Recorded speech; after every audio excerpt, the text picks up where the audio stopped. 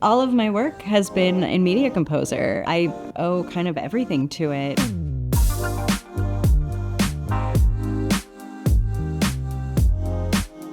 Hi, I'm Peggy Tachdjian, ACE, and I've been nominated for an Emmy for my work on Only Murders in the Building, Season 3, Episode 4, The White Room. What do I love the most about Only Murders? It's everything. I love our music. I love working with the composer, Siddhartha Khosla. I think he just makes every scene better. You give him a scene and you say, I need something emotional right here. I need to pinpoint this moment where they catch a clue, and he's just like, I got you. And then he sends you something and it's always great. I love the cast. We had such an amazing cast in season 2, you think you can't top it. You've already got Steve Martin, Martin Short, Selena Gomez.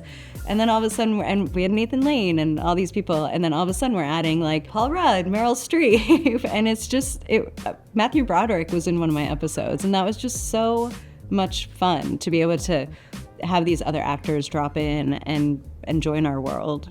I think that's my favorite part.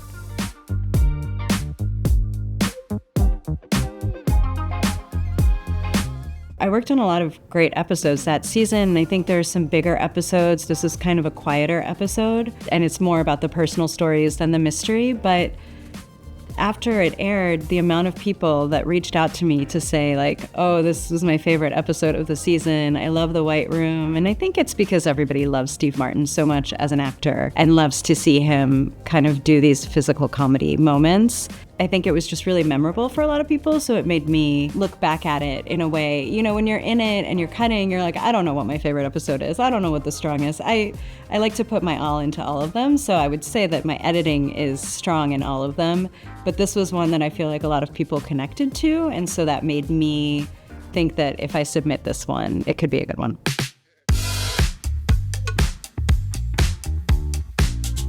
I found out about the nomination. I knew that they were coming out that morning, but it's like a summer. This happens to me every year when the nominations are coming out. I'm always at camp drop-off. But this year I was more aware of them, so I was kind of trying to look it up, but also trying to drive safely and also trying to usher my kids out of the car.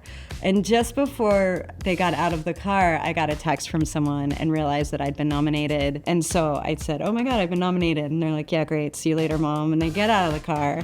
And then I just parked and I started looking up the nominations. And then when I saw Shelley Westerman and Peyton Koch, who I also work with on Only Murders, also got nominated for their episode, I was so happy. I texted them right away. So they were probably like my first text. And then we were all like, oh my God, which was great. Friends, family, everyone is so great. Everyone's so happy for me. People come out of the woodwork being like, so cool, I voted for you. I'm so glad to see you got the nomination, which is very, very nice.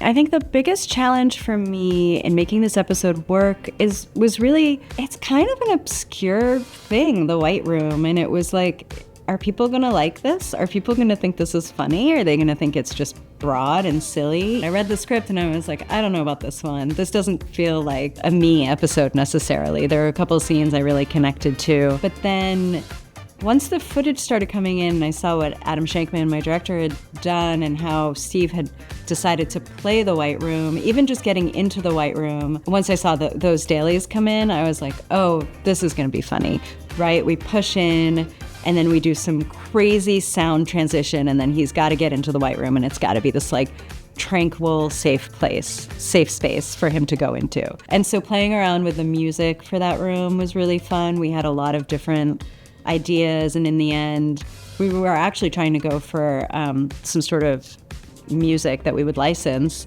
like a song or something. And then at some point, I don't know who decided, I think it was me and John Hoffman, the showrunner, had a conversation, and he was like, well, let's give it to Sid, our composer, and just see what he can do. And so we gave it to Sid, and then what Sid gave us back was just somehow had heightened the comedy and the peacefulness of the room. He just managed to get both, and it just worked so well that we were like, oh, this is it. Also, other things that I was able to pepper in before you go into the White Room and after you come out, other people's reactions to what he's doing on stage, I think really helped sell it. So it's one of those things where I think it actually, the script is great, but the actual footage and watching it makes it so much more exciting and funnier.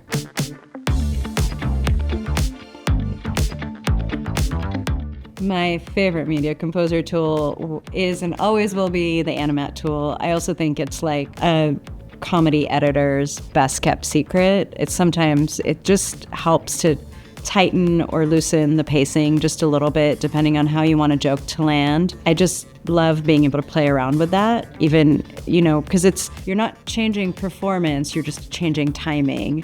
And so you get to keep the same fresh performance that the actor did, but you get to put it in a timing that works with the entire scene. I use it maybe too often. Multicam, we shoot a lot of stuff with multiple cameras, and especially I think any of the musical performances this season were shot with a lot of cameras, so being able to group things and see all performances at the same time is really nice.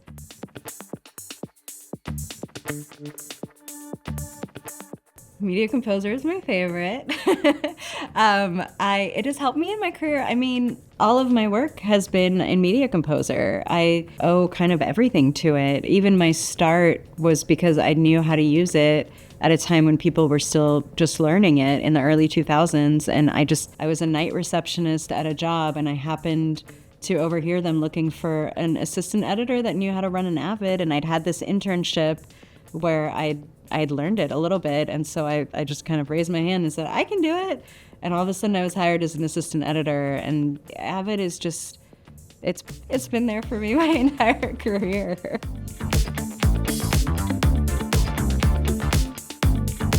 For a young person looking for a career in editing, I think the first step is to figure out how you're going to get on the roster for the union, because almost all scripted shows, especially if you want to go into scripted, all scripted shows are union. I think it's also meeting people. Any opportunity you have to go to, get on the MPEG mailing list, go to the mixers. I've met so many people in the last 5 years just going to mixers and introducing myself to people. And it's gotten me jobs or job offers because they'll remember like, oh, this person has great comedy experience and we're looking for a comedy editor, a third on this show, and then I'll get the call. So much of my work comes through other editors, so it's really about meeting as many editors as you can. I think one of the most important things for people to know is to know Avid, to know Media Composer and know how to use it and know all its functions. There's a lot you can learn on the job, but to just know the basic functions and take a class and ask people who are working, other assistant editors,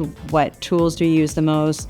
What do I need to know? It's just about hitting people up. People are always ready to divulge any knowledge that they have, so don't be shy about it.